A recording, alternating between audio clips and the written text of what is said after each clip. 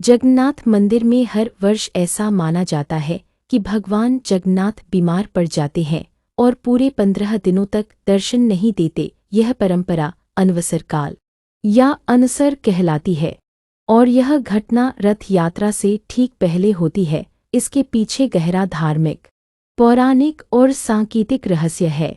यह घटना कब घटती है?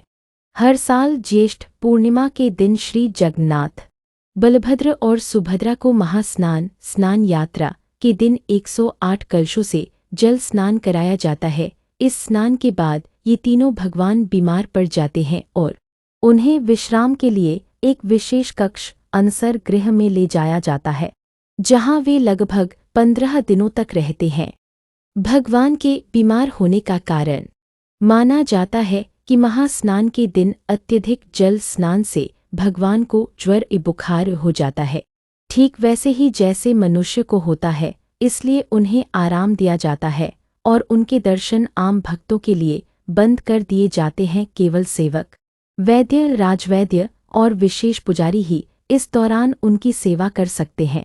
सेवा और उपचार। अनसर काल के दौरान भगवान को आयुर्वेदिक औषधियाँ दी जाती हैं, जिसे दासमुख वैद्य द्वारा तैयार किया जाता है। भगवान को हल्का एवं पौष्टिक भोजन जैसे फल, सूप, हर्बल औषधियाँ दी जाती हैं। उनके साथ परिवार जैसा व्यवहार किया जाता है, जैसे कोई बीमार हो तो उसके साथ करते हैं। यह भक्तों के लिए यह सीख भी है कि ईश्वर स्वयं भी मनुष्यता के गुणों को अपनाते हैं। भक्तों की भावना। इन 15 दिनों में भक्तों को भगवान की बहुत याद आती है। वे मंदिर में प्रवेश नहीं कर पाते, न ही भगवान के दर्शन कर सकते हैं। भक्तगण इस समय को भक्ति, ध्यान और स्मरण में बिताते हैं। यह भाव दर्शाता है कि ईश्वर भी कभी कभी विश्राम करते हैं और हमें भी जीवन में रुककर आत्मचिंतन करने की प्रेरणा देते हैं। नवयौवन दर्शन।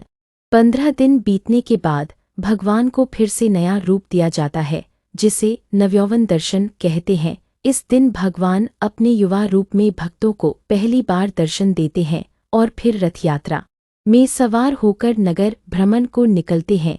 इस अवसर को नवजुबाना दर्शन भी कहा जाता है। आध्यात्मिक महत्व।